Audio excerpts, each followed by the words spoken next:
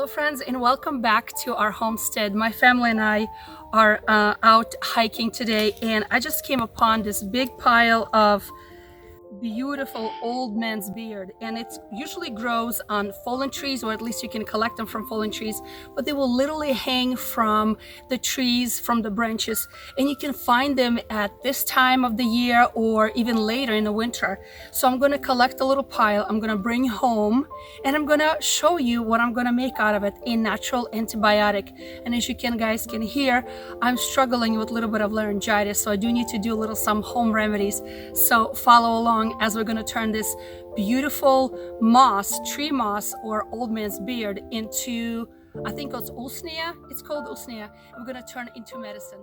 So was just on a stick laying in the ground from a fallen tree, and it's literally attached to the branch. See that? It has like a little root. So I'm gonna pull right with that because it's already a fallen tree. It's a nice little fuzzy thing. Look at it. Isn't that pretty? Yes, just think about it. It's right there under your feet. So next time you guys go hiking, look for these hanging off the branches or already on the fallen branches, on the sticks on the ground. Isn't that pretty? Nice and soft, just like that. Okay friends, so we came back from our hike and I brought home some herbs and some mushrooms that I'm going to be preserving medicinally, including Usnea. Look at it. Can you guys see it? Usnea. So Usnea, or old man's beard, is a very interesting herb.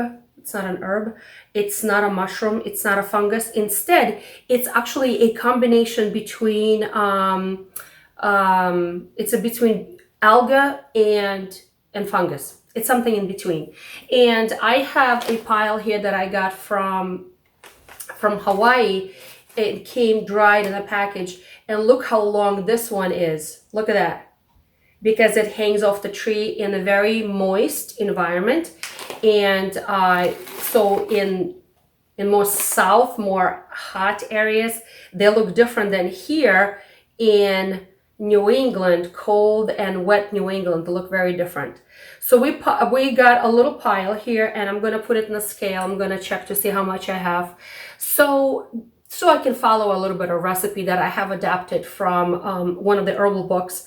However, if you guys want to follow a old-fashioned folk method, there's really no measurement. It's kind of an eyeballing it, but I'm going to measure it for this recipe because I want to do a dual extraction. A dual extraction means that I'm going to be extracting it with alcohol to get the alcohol-based or soluble properties, and I'm going to be using water decoction extraction as well because I want to get the water-soluble properties out of Usnea as well, because Usnea lichen is a very beneficial thing to have because the flu season is already here and it takes a while for this medicine to be made. So let me guys show you how I'm going to do it. All right, so I'm just going to put this on the scale and I'm going to weigh it so at least I have an idea how much I have. And I have almost very close to 5 ounces. So what is Usnea and how can I use it? As I've said, I'm going to be making a tincture, but double extraction tincture, okay? And I'm going to be using it to help to support my body during flu season. And it's not going to be taken preventatively. It's going to be taken more as support when someone is sick. So quick disclaimer, guys, I am not a doctor. So this is for educational purposes only, okay? And I just want you to do your own research and seek medical attention when you need it. But I'm going to be making homemade antibiotic because this is a broad spectrum antibiotic properties contains in Usnea, okay? So very often it's been used for like bronchitis, strep throat, cough, especially the wet cough because it's a very drying agent. I'm just cutting off the roots here. It has a drying property in it, okay? and for UTI as well. So in the past, it was known to only treat gram-positive bacteria like streptococcal. But recently, more recently, in the last few years, more research came out showing that it actually has properties to address the gram-negative bacteria as well, which is not always easy to treat. Gram-negatives are difficult to treat. And what's interesting about Usnea that it can be used to treat infections such as H. pylori, which is very difficult to treat. And normally, antibiotics destroy gut flora and kill good bacteria, but not Usnea. Usnea will not do that. Okay, so what am I going to do with this Usnea right now? So I'm going to actually chop it up a little bit more. I have scissors here, and I just removed things that I did not want in there.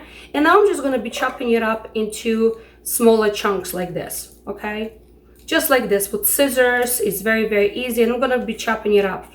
And the first step of my processing will be to make a decoction, okay? The decoction, I need water. And I have very, very clean, we have very nice quality water from our well. But if you don't have good water, I recommend using spring water or filtered water of some sort. Okay, so the water is very clean without any additives. All right, so for 5 ounces of Usnea, I'm going to be using 12 ounces of clean water. And to make this decoction, I need to cook this Usnea on very low heat for some time. So I'm going to do this over 24-hour period. So I'm going to set up everything in a crock pot or slow cooker, whatever you want to call it, okay? Because I don't want too much of water to evaporate, okay? So I'm going to be, let me just push this to the side. So I'm going to take my crock pot here, all right? And I'm just going to put all my Usnea in here. I wish I had a small one, but I don't have it. I'm going to put all my Usnea in here. All the little pieces in here that fell. And I'm going to cover that with 12 ounces of water.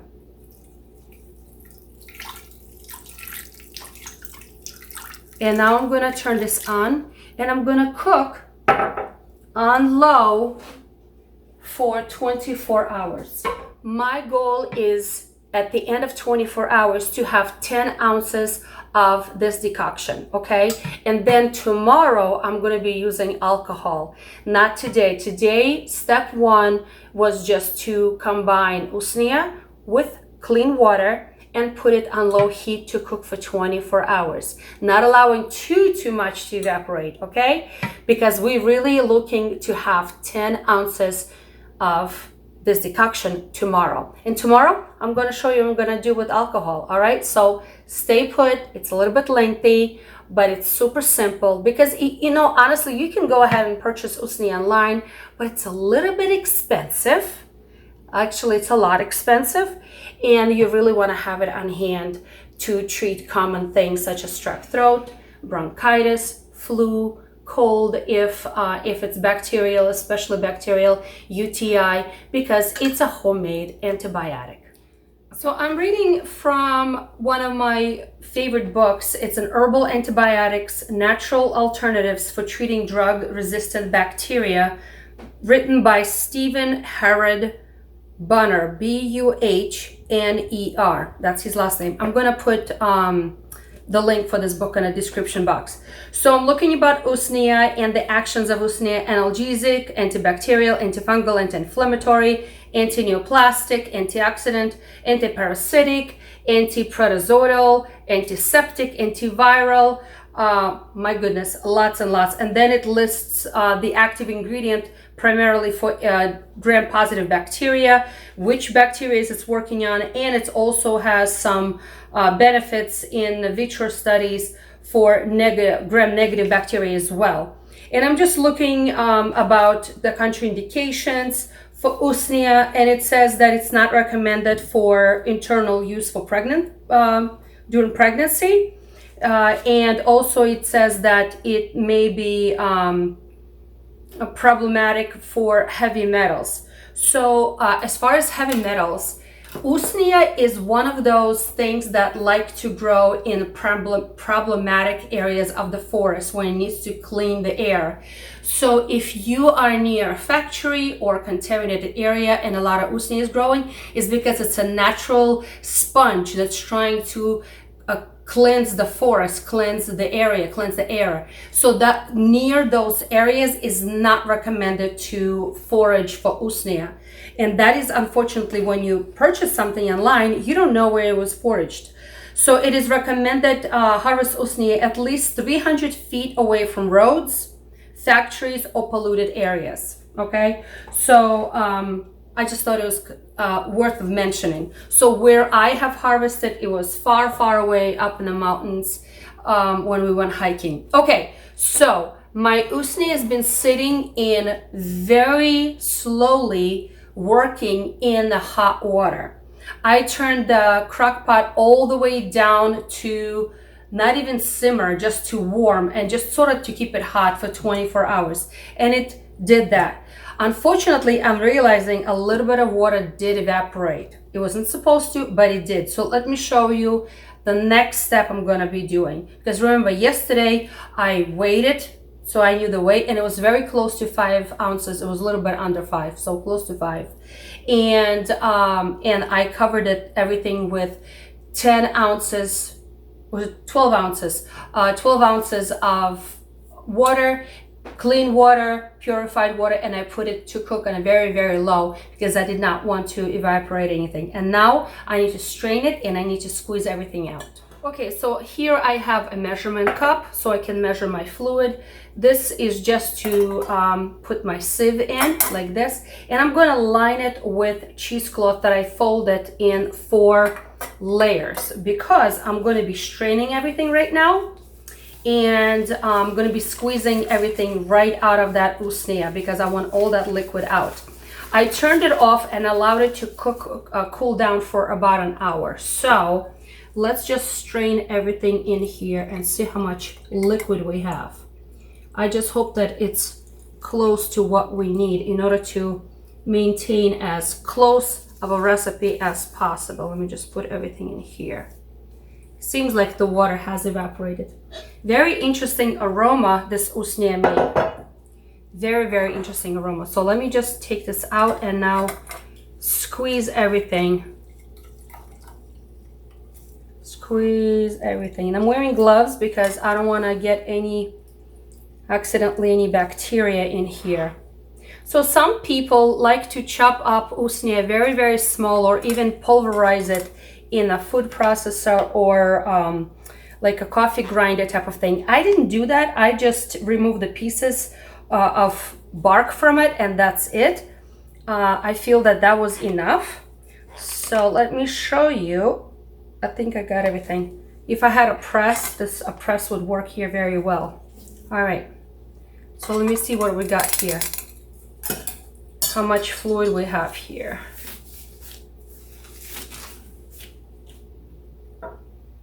So fluid, we have 8 ounces. So it's 8 ounces, unfortunately. I mean, I wished to have down to 10 ounces, but it's gonna be just this. Oh well. All right, so I'm gonna put it in a clean jar. Okay. I'm putting it in a clean jar. Oh, I should not have taken the gloves off. I'm gonna return that Usnea back. Let me see if I can just do it without putting gloves on. Because the second step of extraction is going to be alcohol. And I went to the liquor store to get myself all right. So back in a jar with all the liquid, okay?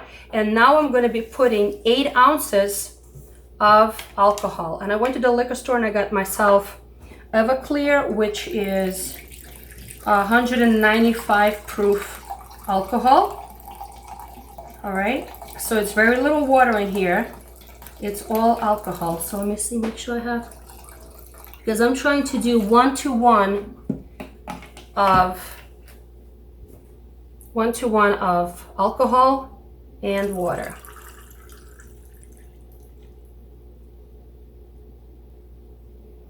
All right, so it's full. Now I'm gonna put a cover on, and I have plastic cover on here. All right, and I'm going to mix everything together. So what I'm gonna do now is I'm just gonna put a label on this, and it's gonna go in a cool, dark place for the next 6 weeks to continue doing its thing, because alcohol, it's gonna remove additional components from the Usnea to make it a full, rounded, good antibiotic to have on hand at home. Okay, so this tincture is now going to go in the pantry with the label on it, of course, because we need to make sure we know what's in it. And it's going to sit there and macerate for the next 6 to 8 weeks. Minimum is 1 month, but that's like minimum. And I'm going to shake it every day to make sure that everything is incorporated, okay? And then at the end of that time, I'm gonna put it through a cheesecloth one more time, and I'm gonna squeeze it again one more time very well, and I'm gonna store it in the amber dark bottle like this with a dropper, okay? Because I'm gonna be measuring this in drops for use. Now, how much to use? And guys, you know I don't like to share that because it's almost like a prescription, or at least it sounds like a prescription, because it's really not.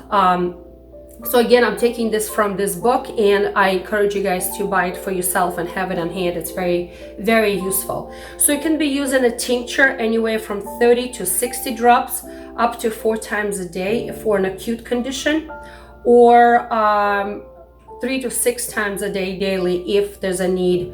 Half a teaspoon to 1 teaspoon.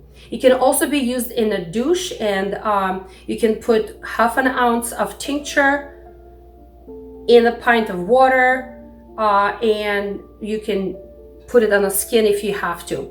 Use it as a wash. So impetigo, I don't know if you've ever seen children who have impetigo with like these like breakouts around their mouth, under their armpits, and they have fever, and it's difficult to kind of for kids to go through that. Staph or strep infections on the skin. Put it in the tincture, 1-to-1 dilution, and with water, and directly in the site of infection with a cotton cloth, something like that. Or it can be used as a nasal spray. Combine 10 drops of tincture with water in a 1 ounce nasal spray bottle, and use that as a sinus and nasal wash. So this is again recommendations by this author, but as a disclaimer, please use this as educational purposes only. So friends, I hope you are encouraged to learn about home remedies. Don't shy away and start going foraging. This is a perfect time to look at those fallen logs all over the forest and look for Usnea, old man's beard, and make some homemade remedies. On this note, be encouraged and try something new.